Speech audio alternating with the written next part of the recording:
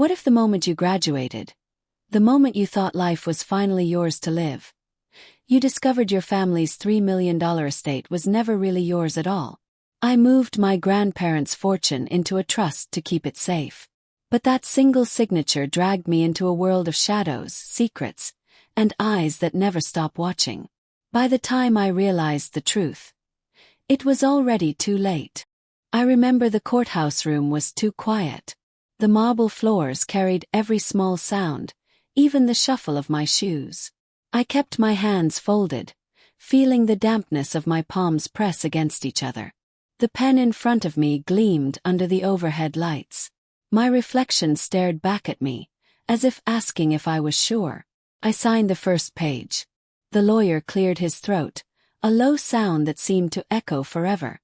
He slid the second document toward me. I glanced at the words, and each line felt heavier than the last. $3 million. My grandparents' house, their land, their savings, all neatly folded into paragraphs of legal language. I signed again, and the sound of the pen scratching felt like it cut deeper than paper. The air seemed colder. The lawyer's smile was polite, too polished, too smooth. He congratulated me softly, but his eyes stayed still, unblinking. I thanked him, though the words stuck like dust in my throat. When I stepped outside, the air was thick with summer heat. The courthouse steps burned through the soles of my shoes. I gripped the railing, trying to steady my breath.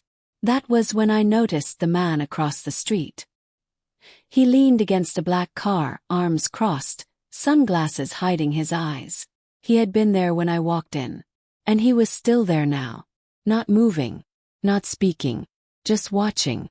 My chest tightened as the sound of traffic faded, leaving only the thudding of my heartbeat. The folder in my hand suddenly felt like it weighed more than the estate itself. I took one step forward, and the man straightened his posture. The car door opened, though he had not touched it. And for the first time I wondered if the trust was really for protection, or if it had just put me directly in someone else's path. I froze on the sidewalk, the folder pressed against my chest as if paper could shield me. The heat of the afternoon wrapped around me, yet a chill ran down my spine. The man did not speak. He only tilted his head slightly, as though measuring me, calculating. The car door stayed open, a dark mouth waiting to swallow. I glanced left and right, but the crowd had thinned. No one seemed to notice the silent exchange across the street. The courthouse doors behind me shut with a hollow boom, sealing me outside. I tightened my grip and forced myself to walk, one step at a time. Each step felt louder than the traffic. The man matched me with his stillness, his body as rigid as stone. I did not dare meet his eyes, though the tinted glass of his sunglasses reflected my every movement. When I reached the corner, I paused, pretending to check my phone. The car engine rumbled to life. The sound was low, almost like a growl. I turned, pretending to be casual, but my throat was dry. The man slid into the back seat, his silhouette a shadow among shadows. The driver's face remained hidden. The car pulled away, slowly, as though it had all the time in the world. I exhaled, too quickly, too shaky. But then I realized the car had only circled the block. Its black shape reappeared behind me, crawling forward, patient. I quickened my pace, the folder pressed tighter under my arm. My grandparents' trust, my graduation, my new life, and suddenly it all felt like bait. The sidewalks blurred as I moved faster, the world buzzing with heat and noise. A siren wailed somewhere in the distance, but it offered no comfort. I ducked into a cafe on the corner, the bell above the door chiming too cheerfully. The scent of coffee beans and sugar filled the air, almost suffocating in its sweetness. I slid into the farthest booth, my back against the wall. From the window I watched the car idle outside. Its headlights glowed faintly in the sun, two unblinking eyes fixed on me. The barista asked if I wanted anything. I shook my head, unable to speak. The barista lingered for a moment, then walked away, leaving me in the hum of clinking cups and murmured conversations. My phone buzzed. An unknown number. I stared at it, my pulse thundering in my ears. The screen flashed again. One message. Just 5 words. We need to talk. Now. The words on the screen glared at me. 5 words. Sharp as a knife. My thumb hovered, trembling above the phone, but I did not reply. I slid the device face down on the table, as if that simple act could silence the truth behind the message. Outside, the car did not move. Its engine rumbled faintly, a low vibration I could feel through the glass. I tried to steady my breathing, but the café's air felt heavy, thick with the grind of espresso machines and the murmur of voices that blurred into one meaningless drone. A child laughed near the counter, a sound too bright, too innocent, and it cut through the tension like a shard of glass. I sipped water from a paper cup, though my hand shook so much the rim rattled against my teeth. Then my phone buzzed again. This time, the vibration seemed louder, more insistent, as though the device demanded my attention. I turned it over. Another message. Just a single line. You should not have signed. My stomach nodded. The trust. The documents. The ink still fresh on the pages. Had I just painted a target on my own back? I pressed the phone tight against my thigh, hiding the screen from the world. But I could feel eyes on me. The man from the car was no longer outside. The passenger seat was empty. The back seat too. The driver sat alone, staring forward, waiting. A sudden shadow stretched across my table. I looked up. A man in a gray suit stood there, his tie loose, his hair slicked back with a careless shine. He carried no drink, no food, just a briefcase, and a smile that never reached his eyes. "May I sit?" he asked, his voice low, deliberate, steady enough to make the words feel dangerous. I did not answer, but he slid into the booth across from me anyway, as if my silence had been consent. The leather seat creaked beneath his weight. He set the briefcase on the table. The lock clicked softly, and the sound sent a shiver crawling down my arms. Inside, I caught a glimpse of documents, neatly stacked, bound with dark bands. "Your grandparents built something worth protecting," he said. His tone almost kind, but heavy with something darker. "Now that protection depends on you." I swallowed hard, my throat burning. "What do you mean?"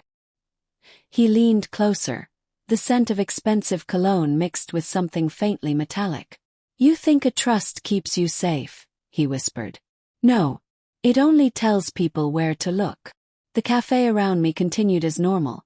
Cups clinking, milk steaming, voices rising and falling, but the world at my table had narrowed into something sharp, cold, and unshakable. The man pushed a single envelope toward me. Unmarked. Too ordinary. Yet it sat between us like a live wire. "Open it," he said. My hands refused to move. So he leaned back, folding his arms, eyes unblinking. "Open it, or they will." The envelope waited. And so did he. My fingers twitched on the table, hovering just inches from the envelope. The thin paper seemed harmless, yet the weight of it pressed against my chest like a stone. I reached forward, slow, deliberate, feeling the eyes of the man across from me tracking every movement.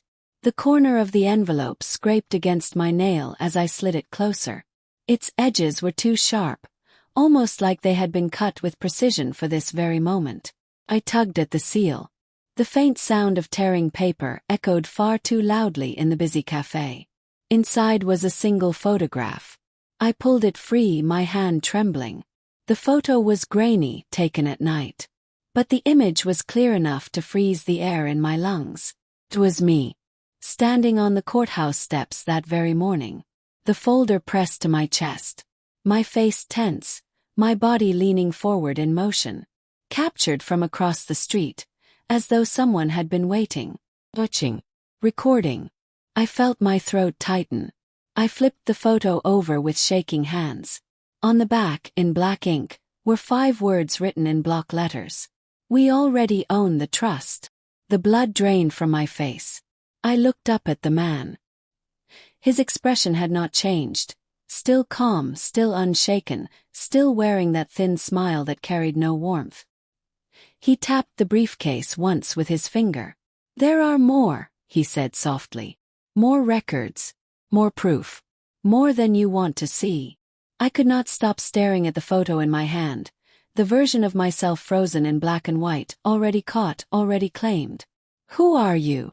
I whispered, though my voice sounded weaker than I expected.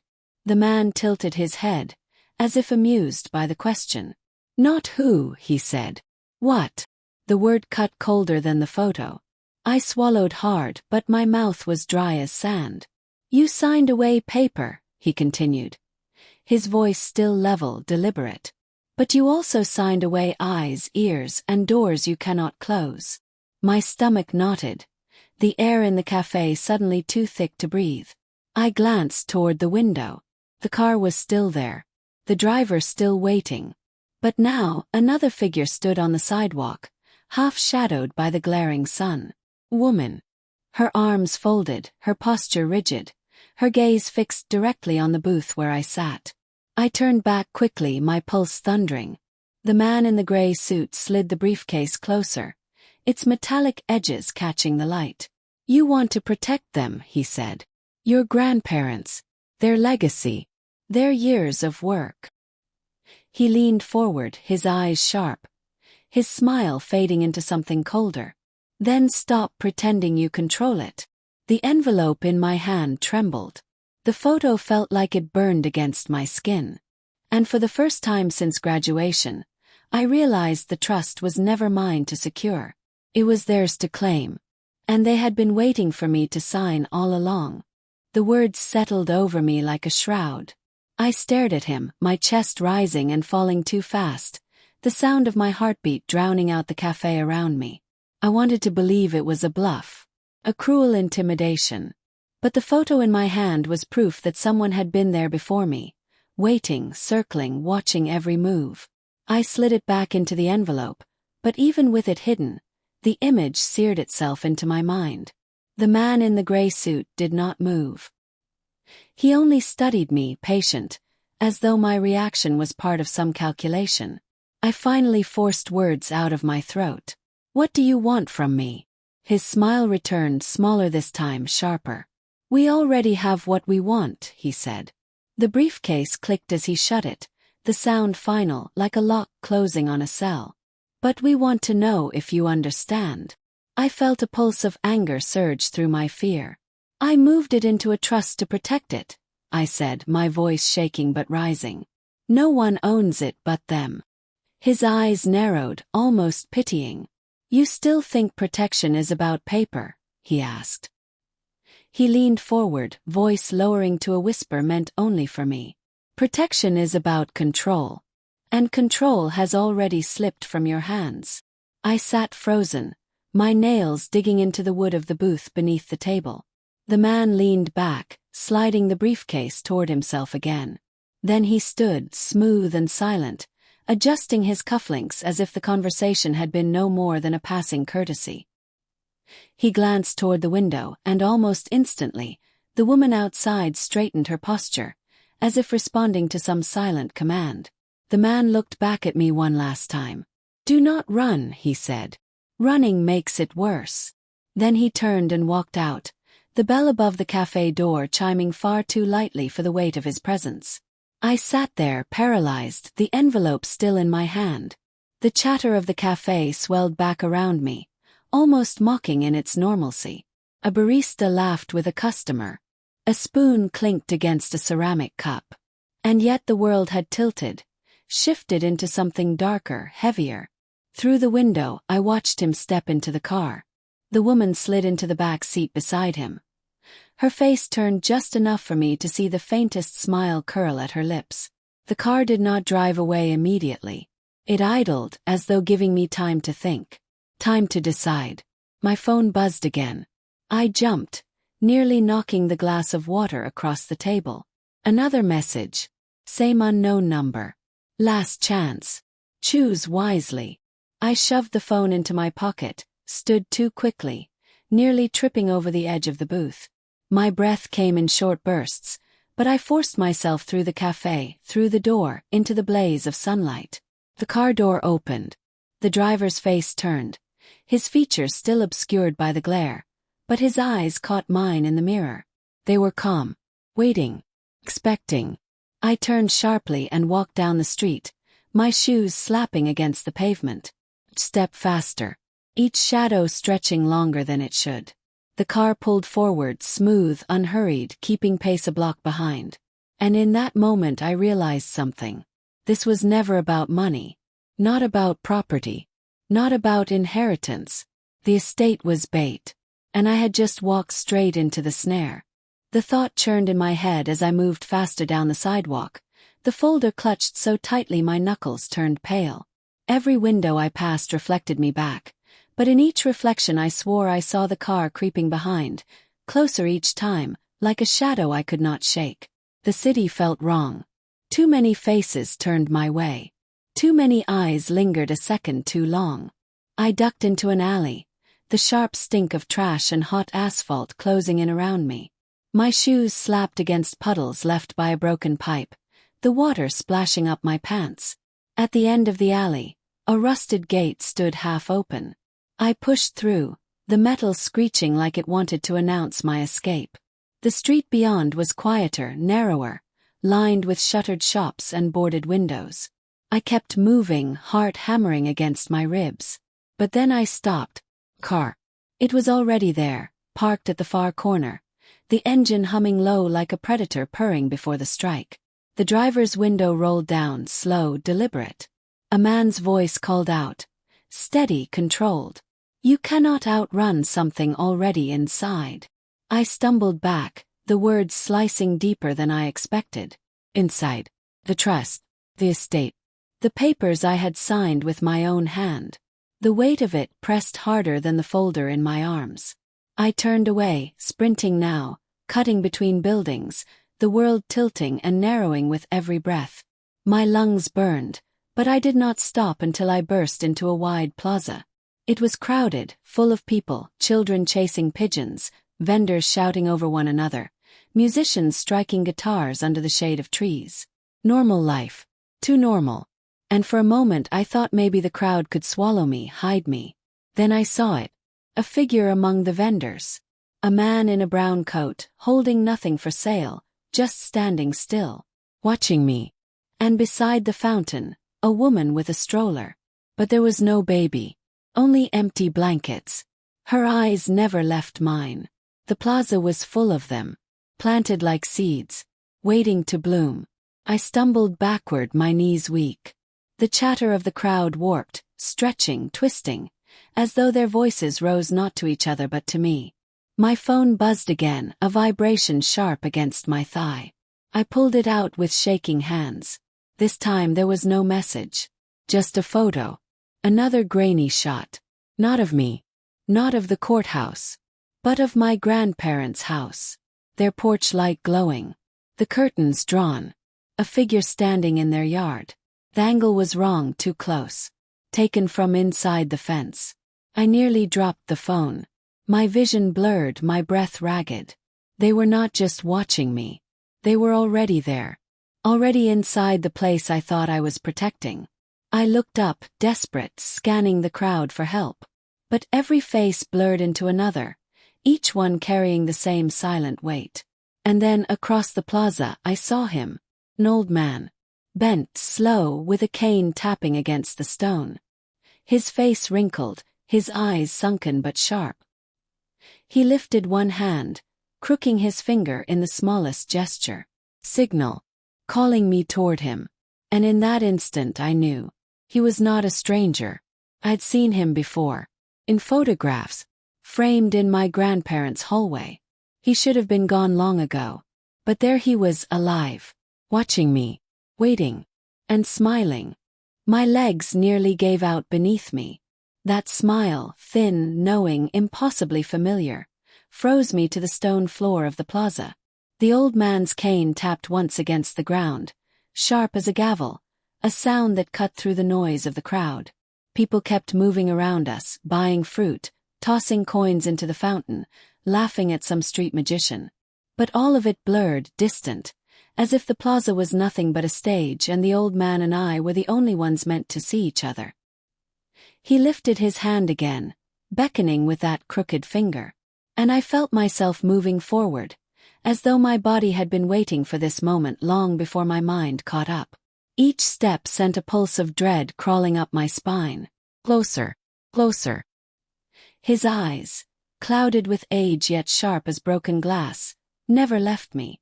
When I reached him, he leaned forward slightly, the cane digging into the stone, his other hand brushing against mine for just a second. The touch was cold, too cold for a summer afternoon. "I told them you would sign," he whispered, his voice low, gravelly, and thick with time. The words stabbed through me, hollowing out my chest. "You." My throat tightened. "You were supposed to be dead." His thin smile widened, but it carried no warmth.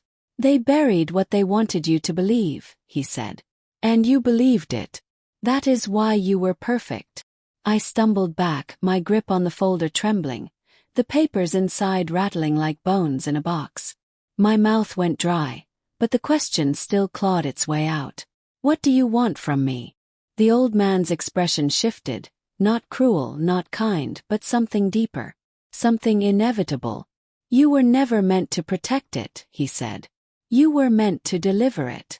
The plaza noise dimmed, the fountain's water splashing in a rhythm too steady, too rehearsed. And for the first time I realized the crowd was no accident. The vendors, the musicians, the woman with the empty stroller. They had all gone quiet. All of them stood just a little too still. Watching. Waiting. A circle closing in. The old man tapped his cane twice, and in that instant, half a dozen heads turned in unison. The world around me tilted, my chest tightening as though invisible hands squeezed my ribs. I clutched the folder tighter, the edges digging into my palms, but it no longer felt like a shield. Felt like the very thing dragging me under. "They told me this would happen," I whispered, barely able to hear myself over the pounding in my skull. The old man's eyes narrowed, and for a flicker of a moment, pity crossed his face. "Then you know," he said. "It was never your choice." Behind him, the car eased into the plaza, its engine purring, black paint gleaming under the sunlight. The driver's door opened. The woman stepped out, the same one from the courthouse, her movements precise, deliberate, each step cutting the distance between us like the ticking of a clock. The old man leaned closer, his cane pressing against the stone. "You can hand it to me now," he whispered, "or they will take it from you." I looked down at the folder in my hands, the paper trembling with the rhythm of my pulse. My grandparents' legacy. $3 million. The estate. The trust. Everything I thought I had secured, now nothing but bait in a game older than me. I raised my head. The old man's eyes glinted, reflecting something I could not name. The woman's shadow stretched across the stone, her footsteps closing in. And I realized I had only seconds to decide, whether to surrender the estate to them, or to run with it and risk never stopping again. The woman's footsteps slowed as she reached the fountain. The plaza had gone quiet, too quiet, as though the entire city held its breath. The old man's hand stretched toward me, fingers trembling yet steady with purpose. "Give it here," he said softly. The folder shook in my hands. Every instinct screamed to run, yet I knew I could not outrun shadows that were already inside my life. The photograph, the messages, the eyes in the crowd. They had been everywhere. They always would be. I looked at the folder one last time, the edges worn, the papers inside whispering like restless ghosts. My grandparents' legacy, their house, their land, their years of work. And yet, beneath it all, a trap designed long before I was born. I felt something shift inside me, a clarity sharp and cold. I stepped forward. The woman stopped, her arms folding, her expression unreadable. The old man's eyes gleamed, victory already alive in them. But instead of handing the folder to him, I tore it in half. The paper ripped loud and final, a sound that cut through the silence of the plaza like thunder. Gasps rippled through the circle of watchers. The old man's face froze, the smile vanishing, his eyes widening with something that looked like rage or fear. The woman took one sharp step toward me, but I let the shredded pages fall into the fountain. The water swallowed them, ink bleeding, words dissolving into nothing. My chest heaved, my hands empty for the first time since the courthouse. No one owns it now, I said, my voice raw but firm. The plaza remained silent. The car engine cut off. The woman stood still, her shadow shrinking back into the sunlight. And the old man, cane shaking, simply lowered his head. For the first time he looked small, defeated. Around us the crowd broke apart. Vendors returned to their stalls. Children laughed and chased pigeons again. The plaza returned to life, as though nothing had happened. As though the watchers had never been there at all. The old man turned, his steps slow, his body bending further under the weight of something unseen. The woman followed, silent, her gaze lingering on me until the car door shut behind her. The black car rolled away, disappearing into the stream of traffic. And I stood alone beside the fountain, the water carrying the last pieces of the trust into its dark mouth. Breathe. For the first time all day I truly breathed. But I knew the story was not over. Because even with the papers gone, their eyes had found me. And once they had found you, they never truly let go.